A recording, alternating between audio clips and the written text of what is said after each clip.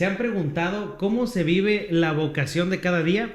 Bueno, pues el día de hoy vamos a hablar un poquito de ello, pero de boca de una gran invitada. Acompáñennos. One, two, three, four.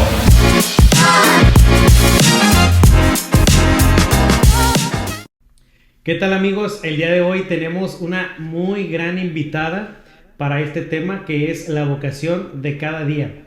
Pero vamos a iniciar con una pequeña oración. En el nombre del Padre, y del Hijo, y del Espíritu Santo. Amén. Inspíranos, Señor, lo que tú quieras que conozcamos de ti. Enséñanos a amar esta vocación al matrimonio y a la familia. Te pedimos por cada una de nuestras familias, por cada uno de nosotros, y en especial el día de hoy por nuestra invitada, para que sea instrumento tuyo de enseñarnos aquello que tú quieras que conozcamos. Tú que vives y reinas por los siglos de los siglos. Amén. En el nombre del Padre, y del Hijo, y del Espíritu Santo. Amén. Bien, el día de hoy tenemos una invitada de honor, de gala. Ya se la habíamos propuesto para este podcast. En el capítulo 1 les habíamos hablado de que la íbamos a invitar, y ella es Cusi. Vamos a dejar que ella misma se presente y que nos dé a grandes rasgos su biografía. Cusi, bienvenida, muchísimas gracias por aceptar nuestra invitación. Y ahora sí, pues platíquenos, ¿quién es usted? Bueno, pues muchas gracias por la invitación, y qué bueno que Alfredo me presenta como Cusi. Mi papá toda la vida me dijo Cusi y solamente Cusi, y con eso tienes suficiente para hacer el resto de tu vida. No hacía falta que ni títulos, ni nobiliarios, ni nada. Cada uno de nosotros a eso estamos llamados, a hacer lo que somos y hacerlo plenamente. Claro. Pues bueno, mi nombre completo, que es muy largo, María del Carmen Echeverría del Valle. No en balde me dicen Cusi desde antes de nacer. Ese ya será tema para otro podcast, porque ese apodo tan corto, el Cusi. Pero bueno, Cusi. Esa soy yo. Soy cubana, chilanga, cachanilla. Nací en Cuba. A los 10 años, por razones políticas, tenemos que salir de Cuba en 1960. Mi papá, mi mamá, 6 hermanos, llegamos a México. Ya parte de la familia, hermanas de mi mamá, ya vivían en México, entonces eso nos los hizo un poco más llevadera, aterrizar en México e iniciar una nueva vida, que suponíamos que iba a ser unos cuantos meses. Esos unos cuantos meses ya van varias veces en mi vida que me topo con pared pensando que estos van a ser unos cuantos meses o años, y resulta que es toda una vida. Y luego ya 1985, 86, después del terremoto, ya con 4 hijos, mi marido igual, por unos meses vamos a ir a vivir a Mexicali, y estos son hace 35 años, así es de que eso de por unos meses y unos años ya no me queda claro, y ya no le creo mucho cuando me dicen eso. Yo creo que ya me quedé en Mexicali, gracias a Dios ya he hecho mi vida aquí, de familia y profesional y demás. Claro. Yo creo que cuando Alfredo y otros de sus compañeros me plantean esto de la vocación de cada día, inmediatamente me vino a la mente de en qué momento yo hago consciente de que mi primera vocación es hacerme persona. Okay. Y creo que muy pronto me di cuenta, a los 10 años, hermana mayor, bueno, mi hermano mayor Luis, pero él salía a trabajar igual que mis papás llegando a México. Claro. Entonces yo creo que muy pronto me di cuenta de que lo primero que había que construirse era ser persona, porque tenía 5 hermanos abajo, y eso me hace muy consciente y muy responsable. No les quiero decir en qué acabó eso de ser Cusi responsable, porque a los 12 años ya estaba yo rumbo a un internado en San Luis Potosí, porque Cusi en esa fascinación por hacer lo que le daba la gana, pues hacía más de lo que no debía, ¿no? Claro. Pero como nunca es he dejado. Cusi. Ese es Cusi, Claro. ¿no? Y tengo un grave problema con la obediencia, que bueno, algún día aprenderé en esto de cómo se va uno construyendo. Lo siguiente es, vas madurando evidentemente, pero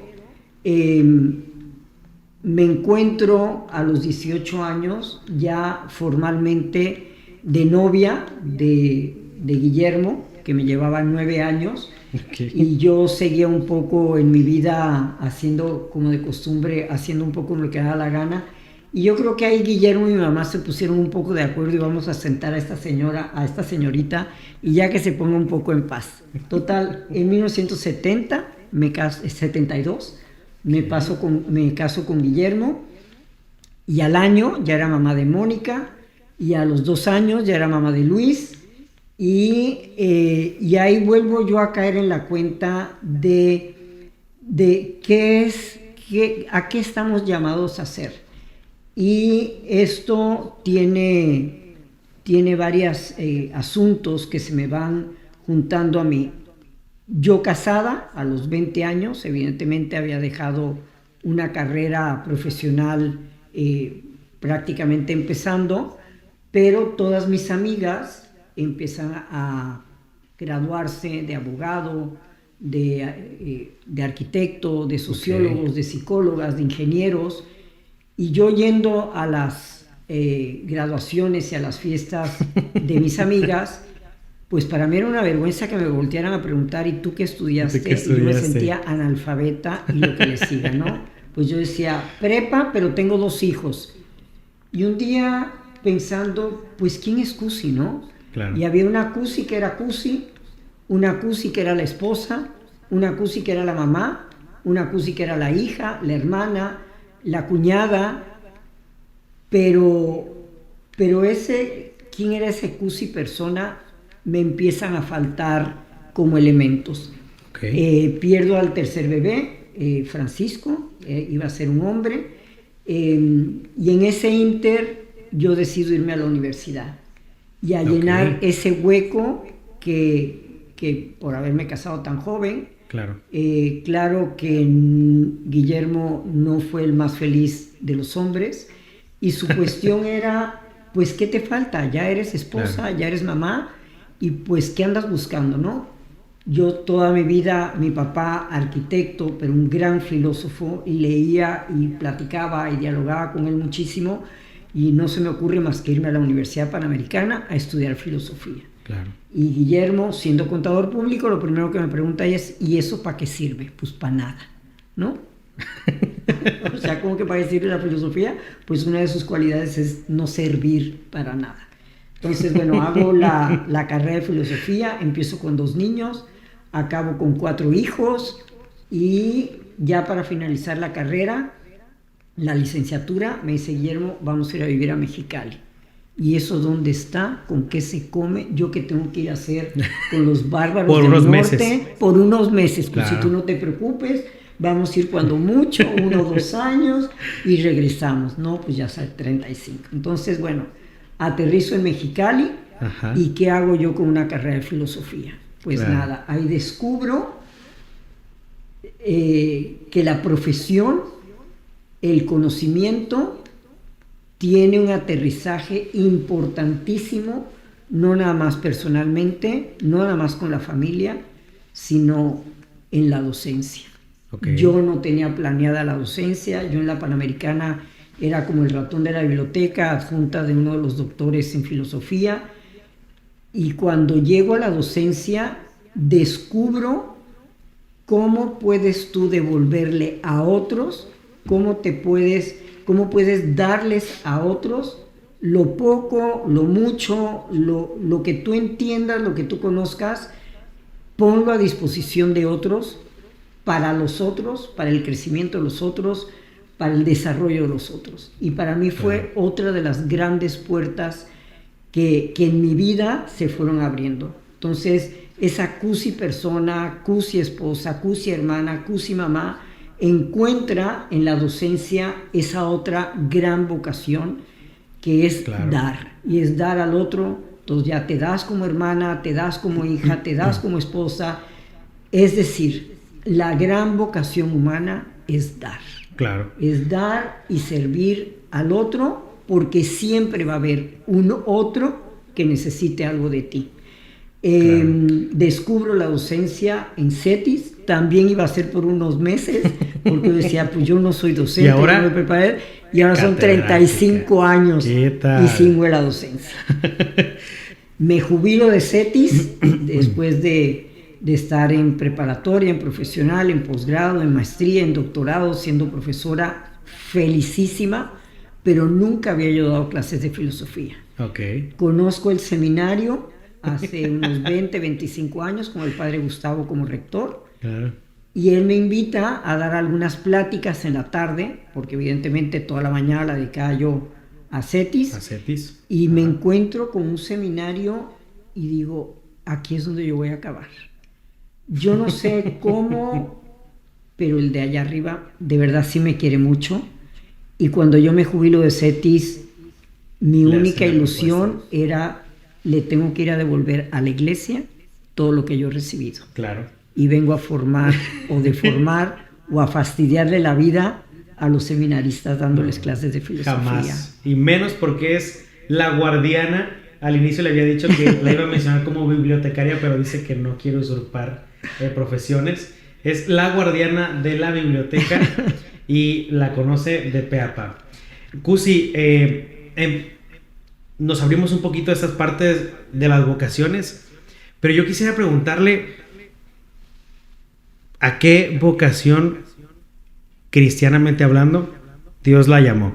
Ya nos dio ahí un esbozo más o menos, pero me gustaría que dijera cuál fue la vocación a la que Dios le llamó, y si al momento que usted empezó en ella sabía que era una vocación, sabía lo que se estaba metiendo, No. sabía todo lo que venía detrás de ello, y pues platicarnos un poquito en esta parte, ¿no? ¿Cómo ha vivido ya la vocación que ahora identifica, pero en su día a día, ¿no? ¿Cómo es esta parte ya bueno, primero díganos cuál vocación fue a la que Dios la llamó?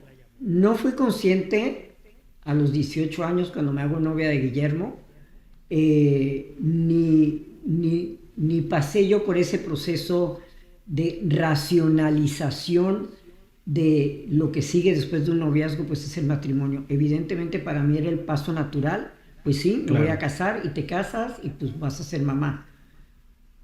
Hasta ahí llegaba mi inconsciencia, y yo creo que es bueno llegar de cierta manera, porque si te pasan la película de lo que vas a pasar, yo cumplí 45 años de casada antes de ser viuda, si te llegan a pasar la película, tú dices, Dios de mi vida, ¿en ese barco me tengo que subir? Sí, claro. Eso es todo lo que me va a pasar. Y hoy que ya preparándome para esta entrevista y escuchando el Evangelio del día de hoy, que Jesús le dice a Pedro, ven y camina. Claro, sobre Pues sí, a mí me dijo, ven y camina, pero caray, ¿cuántas veces me hundí? Y me decía, mujer de poca fe, ven, te doy la mano, salte del agua, no te hundas y vuelve a andar. Todo lo que te puede pasar en los años de matrimonio, evidentemente tiene etapas. Tiene la etapa maravillosa después de la luna de miel y esos primeros meses, enloquecidamente enamorada, y que tu único que hacer es ver que la comida esté puesta y que la casa esté limpia. Claro. Y luego muy pronto fui mamá, o sea, al año de casada llega María Mónica, y ahí me cae a mí uno de los primeros, pues no era 20, era como una moneda de acero que te cae en cero. Cuando sales del hospital, digo, yo soy responsable de hacer persona, claro, de educar, de sacar adelante a esta niña. Claro. Y Mónica no ha cumplido 2 años cuando ahí viene Luis. Y no había Luis cumplido 2 años cuando me embarazo de Francisco, que bueno, tristemente lo pierdo. Claro. Pero en esa sucesión de empiezas a combinar, eres esposa, no puedes dejar de ser esposa, pero tienes una responsabilidad que te absorbe 24/7, en las buenas, en las malas, en las enfermedades, en el entró al kinder y ya reprobó, ya lo regañaron, pero no deja. Esa combinación, gracias a Dios, vas de la mano del Señor. Yo no me explico mi vida sin una dirección espiritual, sin una misa, sin la Eucaristía, sin la confesión. O sea, para mí era como esa cuerda, como ese salvavidas, como esa tablita en la confusión, en el miedo, la tristeza, en las frustraciones, agárrate de la tablita. Si yo no he tenido a lo largo de mi vida esa tablita, de verdad, yo no sé cómo transitan personas, familias, matrimonios sin Dios. No me lo puedo explicar. Claro. Yo no me explico mi vida sin eso. ¿Estaba ya un poco relacionada con la iglesia al momento que decidió casarse? Sí. Siempre. Okay. El modelo de matrimonio, evidentemente mis papás, que bueno, no nada más la salida de Cuba, un montón de cosas que pasan alrededor de un matrimonio. Claro. 7 hijos, Jorge, mi hermano, que tenía retraso mental, o sea, todo eso, y para mí, y se lo digo a mis hijos, ¿no? Si mis papás pudieron, con 6 hijos, más una más que llega un 15 de septiembre, y salieron adelante, a mí no me vengas a chillotear. Claro. Ponte seria, ponte firme y sal adelante. Sí. Y esa para mí ha sido una mantra. Si mis papás pudieron, ¿cómo es que yo no voy a poder salir? Claro. Lo tengo casi que como una obligación. Y mi mamá de misa diaria, siempre en familia, rezar el rosario, o sea, como que siempre la presencia de Dios, la dirección espiritual, mi mamá la tenía como muy, muy marcada y sabíamos con qué sacerdotes iban. Y yo siempre, toda mi vida, yo creo que desde secundaria, que estoy en el internado con las religiosas del Sagrado Corazón, que me salvaron la vida, muy pegada. ¿En dónde están ellas? En San Luis Potosí. San Luis Potosí, ok. Las religiosas del Sagrado Corazón. De los 12 años a los 16. Okay. Luego la preparatoria también, pero ya en Ciudad de México, con las religiosas del Sagrado Corazón, son las que a mí me forman como persona. Okay. Y siempre con una presencia de Dios. Misa, yo me acuerdo la iglesia en San Luis la teníamos todos los días a las 7 de la mañana, pero ya en preparatoria el colegio estaba enfrente de una iglesia, entonces yo no entraba al colegio hasta que yo entraba, saludaba, a veces me tocaba la comunión y ya salía yo corriendo, cruzaba la calle y ya entraba al colegio. Entrar al colegio. Dirección espiritual toda mi vida, no sabría qué hacer sin ella. ¿Nunca le hablaron las religiosas o en esa parte de la iglesia de la vocación al matrimonio? No, o sea, nunca hubo como esta cultura de cultivar a las personas en el matrimonio, en alguna otra vocación. Yo alguna vez, yo no me quería ir del internado, yo era felicísima entre las monjitas y las novicias, era feliz en el internado, entonces termino y mi mamá, bueno, pues Cusi, ya a otra cosa. No, si yo voy a ser monja, porque no me quería ir del colegio. Muy sabiamente la maestra general, la madre Cristina White, Cusi, aquí te esperamos. Vete a estudiar preparatoria, vete a estudiar una carrera, vete a tener novios y luego hablamos. Okay. Se me olvidó. O sea, si no le hubieran dicho eso, usted sería religiosa. Ay, no sé, porque la obediencia no se me da. Bueno, pero no había esta cultura vocacional que ahora se intenta ¿prepararnos nuevamente. para eso? No. No, ¿verdad? Ok. No. Y entonces usted descubre en esta ayuda de Dios, lo decía usted hace un momento, su tablita para sobrellevar el matrimonio. Todo. Me imagino que hubo momentos difíciles o había como situaciones que decía, ¿y aquí qué hago? O sea, ¿en qué momento usted dijo, bueno, ya me casé, ya tengo esto, tengo aquello? ¿Qué hago en esta parte? O sea, ¿de aquí para dónde, pues?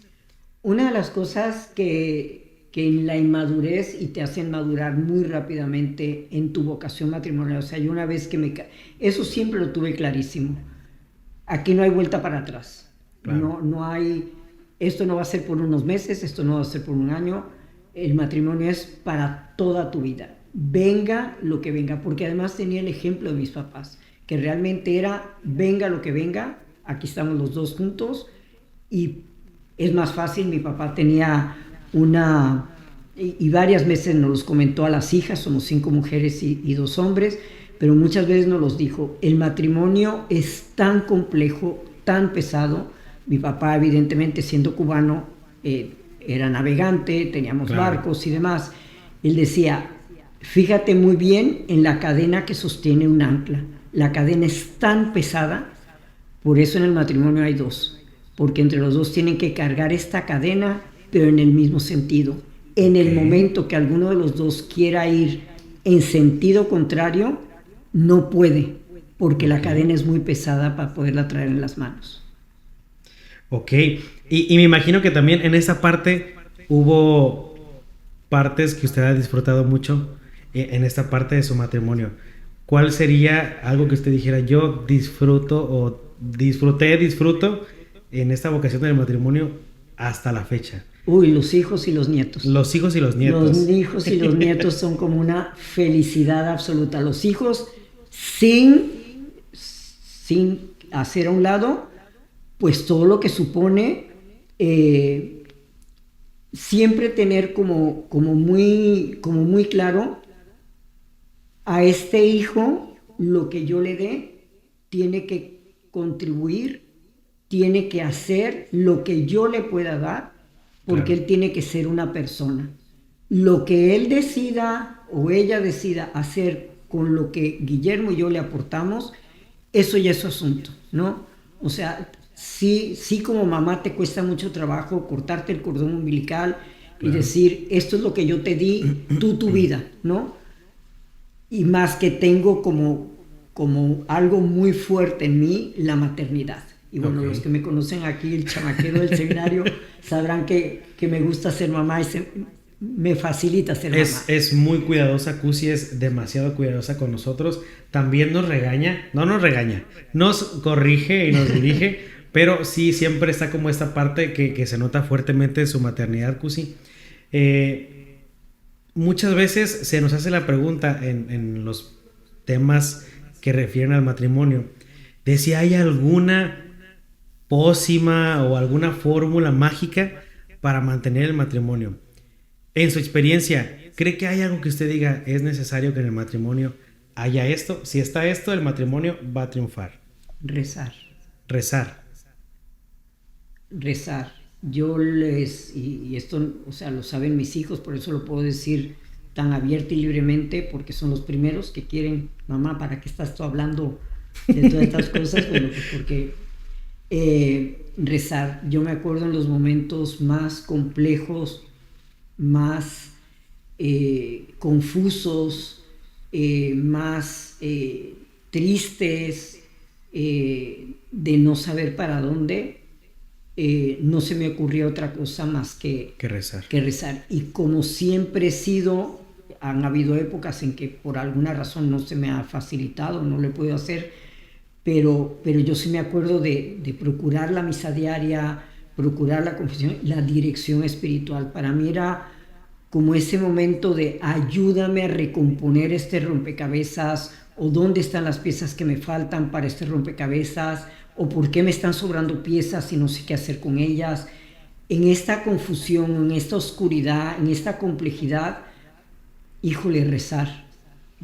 Claro. Y yo me acuerdo, Guillermo, de momentos muy difíciles que estábamos solos ya en la recámara, puerta cerrada, y me veía sentada de mi lado de la cama y me decía, ¿qué estás haciendo? Rezando. Y nomás, como diciendo, y así es como vamos a componer este desaguisado que acabamos de ocasionar.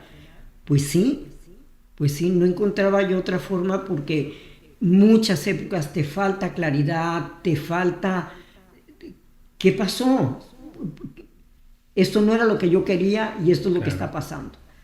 Entonces, una de las cosas que Guillermo y yo nos propusimos y que después, por N razones, es nunca, y este fue consejo también de mi papá, nunca te vayas a dormir estando enojados. Aunque finjas, ok, ya te perdono, ok, te acepto el perdón, pero el haberlo podido decir ya es haber cruzado un poquito la calle.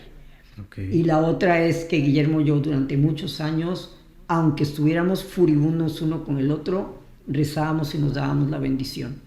De mala gana muchas veces, así como ya volteate y duérmete, pero para mí Dios ha sido fundamental.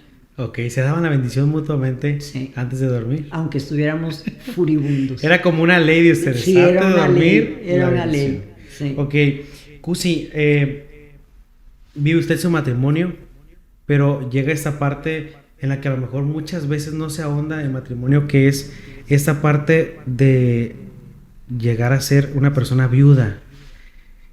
¿qué nos podría compartir en esta parte de cómo se vive el proceso de darte cuenta que ahora eres una persona viuda y a partir de ahí, cómo sigue esta parte de la vocación al matrimonio, ya siendo mamá, ya siendo abuela, siendo esposa? ¿Cómo vivió usted esta parte? Fíjate, Alfredo, como muchas cosas que cuando lo estás viviendo, claro que no te lo planteas ni lo ves de esa manera. Guillermo estuvo enfermo los últimos 6, 7 años.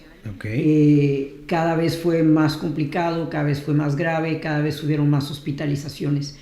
Y eso me hizo a mí, desde mucho antes, tomar las riendas de la casa. Okay. Yo era la que sabía qué dinero había, dónde se invertía, si se pagaba la hipoteca. Como yo trabajaba, o sea, eso me dio mucha seguridad a mí, de decir, Guillermo puede darse el lujo de estar enfermo, o se puede dar el lujo, aunque contrariada, pues claro, porque empiezas a caminar sola, pero esos 6 años llega un momento en que tú aprendes a decir, estoy sola y tengo que solucionar todo esto. Okay. Es decir, mi viudez, claro, no deseada, pero sí esperada, porque ya la enfermedad de Guillermo se alargaba y cada vez era más complicada y más compleja, doctores, terapias intensivas, hemodiálisis, o sea, muy complicado, que llega un momento en que tú dices, tiene que llegar el momento. Entonces yo me preparé para la viudez años antes. O sea, llega un momento en que tú dices, yo ya llevo la casa sola, yo decido mi vida sola, pero además ya no es mi compañero, es alguien que depende de mí. Okay. Porque ya, o sea, yo soy la que decide en la casa, doctores, hospitales, todo lo que se tenía que hacer, aparte de la operación de la casa, la administración de la casa, pues yo ya me había preparado para eso. Nunca dejé de trabajar. Yo desde que llego a Mexicali, nunca dejé de trabajar.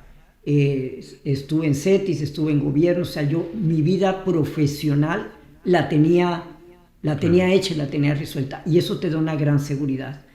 O sea, Guillermo, te puedes dar el lujo de estar enfermo, no aportar a la casa, no administrar la casa, porque aquí estoy yo. Porque está usted. Usted lo acompañó durante toda su enfermedad.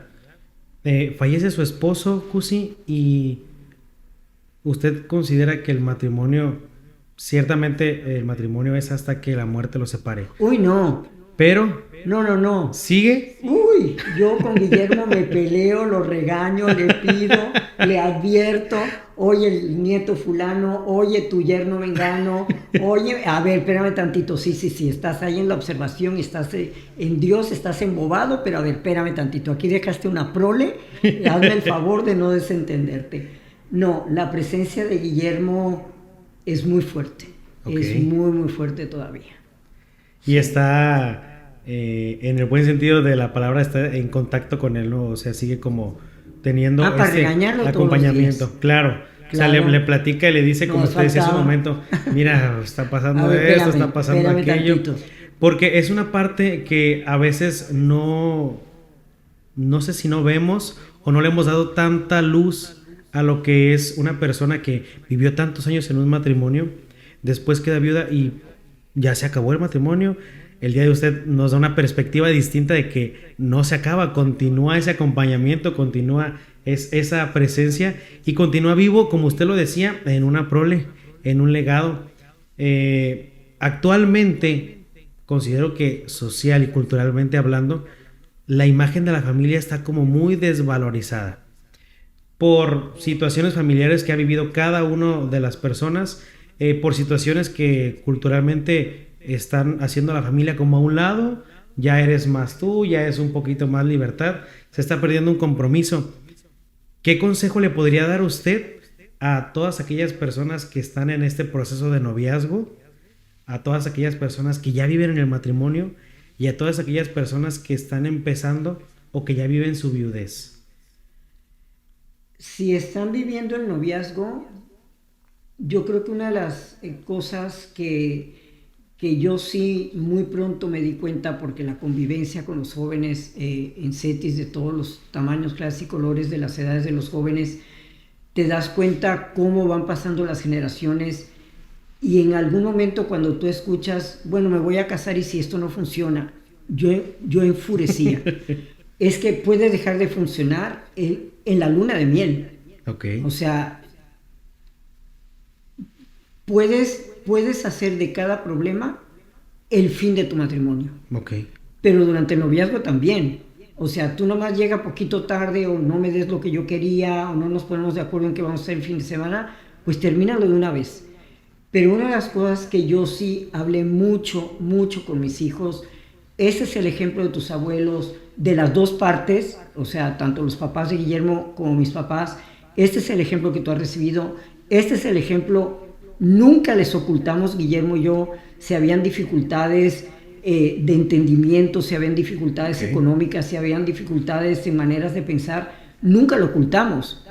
Entonces, pero tienes que asumir que esto es para el resto de tu vida. Si no, no lo hagas. No lo hagas. Si tú vas a entrar desde el noviazgo y bueno, si me fastidia la vida y si se porta mal y si no me da lo que yo quiero, no te cases, no te cases. Claro. Yo creo que esa es una de las desvaloraciones que tiene nuestro sacramento. No estás ante el altar para otra cosa más que para consagrar. Es más, ahorita sé como que tuve un flashback del día de mi boda, yo arrodillada, y yo volteé a ver a Guillermo y decía, esto es para siempre. O sea, y el padre, quién sabe qué habrá dicho en la homilía, pero yo lo volteé a ver como diciendo, esto es en serio para siempre, contigo. Y eso se los dejé muy claro a mis hijos. Los 4 han pasado por todo lo habido y por haber. Claro, cada uno, María tiene 15 años de casada, Ana tiene 18, Luis tiene 20, María Mónica 25. Todo lo que puede pasar en el matrimonio, todo puede pasar. Ya casada, mi único, o sea, es que eso fue lo único que a mí me ayudó, es oración, misa, comulgar y dirección espiritual. El yo saber que tenía con alguien y de verdad he tenido y tengo ahorita una dirección espiritual donde yo sé que bueno, te da hasta los medios de comunicación ahorita, te necesito. Y yo sé que si no es hoy, va a ser mañana, pero te necesito. ¿Te necesito por qué? Porque hay algo que yo no puedo, que me rebasa, que me trasciende mi inteligencia, mi capacidad intelectual. Necesito que alguien, a ver, Cusi, agarremos piezas y reordenamos. Ese es el matrimonio. Y evidentemente el matrimonio tiene etapas. El recién casado, empiezan a llegar los hijos, van al colegio, van a la universidad y se te empiezan a alejar y tú empiezas a perder ese control. Claro. Yo solamente puedo hablar de mi experiencia. A mí Dios me preparó para la viudez. Ok. Esos últimos años de Guillermo en donde yo ya tengo el control de mi vida y de mis cosas. Es más, él es absoluto y totalmente dependiente de mí. Le ayudó mucho a usted. Pues es que cuando Guillermo muere digo, ya estaba yo agotadísimo. O sea, yo no sé cuánto tiempo más yo hubiera podido aguantar. Porque sí, el último año sobre todo fue muy fuerte. Ok. En esta parte del Vocast, nosotros buscamos que las personas conozcan las distintas vocaciones. Y de hecho, en el logo de nuestro podcast dice, escucha, discierne y decide. Ya la escuchamos un poquito. ¿Usted cree que haya la necesidad de, en esta parte de la cultura vocacional, retomar o darle una centralidad al matrimonio? Personalmente yo siempre he creído que si no hay familias no hay vocaciones y si no hay vocaciones no hay familias. Entonces necesitamos, o usted cree que se necesita poner un énfasis en esta parte de hablar, de nuevamente darle una visión distinta para los jóvenes, para los adultos, aquellos que también dicen no, yo todavía no me quiero casar y se la pasan la vida así, ¿no? Y como darle un realce a esta parte de la familia. Considera que actualmente como sociedad y como católicos deberíamos de darle este realce nuevamente. Ese es un discurso que seguramente no me has escuchado porque no te he tenido en clase nunca, pero en SETI yo me he cansado de decirlo. Si no regresamos a las familias, no tiene caso ningún discurso, porque en la familia, y esto es una frase muy prefabricada, es donde aprenden tolerancia, donde aprenden respeto, donde aprenden qué es lo justo, donde aprendemos a compartir, donde aprendemos disciplina, orden, limpieza, donde aprendemos, es en nuestra casa. Okay. No le podemos pedir a los jóvenes, oye, ¿sabes hacer una cama? No, nunca la he hecho. ¿Por qué? Porque en tu casa no te enseñaron. No te han enseñado. ¿Sabes alzar una cocina? ¿Sabes prestarle juguetes a tu hermano? ¿Sabes compartir la televisión? ¿Cuántas televisiones hay en cada casa? 6. Es que en mi casa no hay pleito. No, pues ¿cómo va a haber pleito? Cada quien está en su cuarto. Cada quien está en su cuarto. Entonces, ¿cuándo enseñamos a compartir? ¿Cuándo enseñamos a tolerar? ¿Cuándo enseñamos a ceder? ¿Cuándo enseñamos a dialogar? En la casa. En la casa. ¿Dónde los voy a enseñar si no es en la casa? Y yo Sí. ahorita lo comentaba contigo, cuando he ido a estas ceremonias donde están ustedes seminaristas, invitan a sus familias, siempre me acerco a los papás. ¿Qué hicieron? Y mis hijos, ahora mis nietos, ¿qué hicieron para tener un hijo que quiere ser sacerdote? Claro que Luis, mi hijo, corría para el otro, mamá, deja de estar rezando. Y mis hijas también, mamá, deja de estarme volteando a ver. Y ahora veo a mis nietos, tengo 7 nietos hombres. Es que yo quisiera, a ver, Cusi, a ver, no me dicen abuela, me dicen Cusi, reza todo lo que queda, pero a mí no me voltees a ver. Pues sí quiero. ¿Cómo vamos a llenar a nuestra iglesia? ¿Cómo vamos a tener estos futuros directores espirituales, sacerdotes maravillosos, enseñándonos la vida de la iglesia, si las familias no queremos poner a nuestros hijos ahí? Claro. ¿Le hubiera gustado que alguno de sus hijos fuera sacerdote o religioso? Pues ya están casados, ya no importa lo que diga. Pero ahora tengo a 12 nietos que ahí puedo todavía escoger. Todavía puede entregar a uno Ahí que otro. tengo a cocina. varios en la mirada. Muy interesante la perspectiva. Justamente hoy lo veíamos en clase, esta parte de la comunicación. Cómo es que muchas veces están sentados y están desayunando, comiendo, cenando y están con el teléfono cada uno. Prohibido en mi cada casa. uno en la comida, ¿no? Yo recuerdo que mi papá hasta la fecha lo hace. Cuando nos reunimos toda la familia los viernes en la casa de mis abuelos y ve que empiezan a agarrar el teléfono, agarra un canasto y empieza a pasar el canastito, ¿no? Ah, yo me voy de la mesa. Se va de la mesa. Yo me voy. Ok. Si van a empezar a hablar con el teléfono, yo me voy. Digo, ¿qué estoy haciendo aquí? Aquí decimos de repente, hagamos un grupo de WhatsApp y por ahí mejor mensajemos, ¿no? Sí. Pero esta parte de retomar nuevamente una comunicación y de retomar esos pocos momentos, actualmente yo considero que hay pocos momentos que se puede estar como familia, y si no hay esta comunicación se empieza a perder la parte de la familia. Están en peligro de extinción las familias completas en misa. O van los papás, Ya me he dado o va la cuenta. mamá con un hijo, o va el papá solo. Es muy raro que vaya el papá, pero o va el papá solo, o van los hijos porque son mandados, porque tienen que firmar la boleta. Yo considero que las familias completas en misa están en peligro de extinción. Entonces, por eso esta parte de que desde su perspectiva, lo decía usted hace un momento, habla desde su experiencia, ¿no? Pero considero que también su experiencia le puede ayudar a alguien. Al inicio, Cusi nos hablaba un poquito, o preguntaba un poquito de qué puedo aportar yo, ¿no? ¿Por qué yo estoy en esta parte si yo vengo a dar clases de filosofía? Consideramos, Cusi, y por eso fue una invitada de honor, que su experiencia sí le puede dar luz a alguien. Por eso al inicio en la oración decíamos, bueno, que Cusi sea para Dios un instrumento de aquello que pueda dar.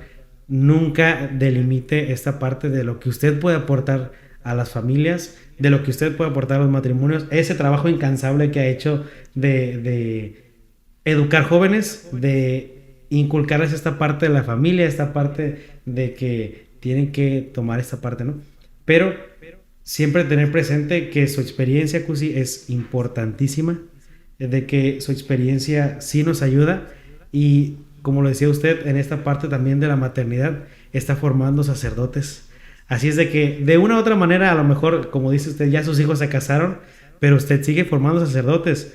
Y aquí la tenemos. A mí nunca me ha dado clases, y este es un dato muy interesante. Yo sinceramente no sé qué concepción tenga Cusi de mí, pero yo conocí a Cusi en el contexto de que la maestra nueva, la maestra que empezó, una elegancia. Cusi siempre viene impecable, y a partir de ahí no recuerdo cómo empezamos a platicar. Muy interesante. sabe mucho. Sus alumnos dicen, el día que Cusi diga no sé, ese día vamos a hacer carne asada, porque es muy raro que Cusi diga no sé. Te puede sacar otros temas, pero nunca te va a decir no sé. Cusi, es para nosotros siempre un honor tenerla aquí. No sé si usted quiera concluir a grandes rasgos qué le pareció o qué le parece este proyecto que estamos haciendo, si le gustó esta entrevista, algo que quiera dejarle al público para que pues se quede para adelante. Mire, una de las cosas ahorita que mencionabas, la importancia de la familia, tanto en mi casa, 7 hermanos, mi papá y mi mamá, y yo con Guillermo y los 4 hijos, el domingo, el centro del domingo, y siempre era a la misma iglesia, a la misma hora. 12 del día era el perpetuo, porque vivíamos en la Reforma. O sea, ni siquiera nos cuestionábamos, ¿hay otra cosa que hacer o hay otro plan? Sí, es antes de las 12 o después de la 1.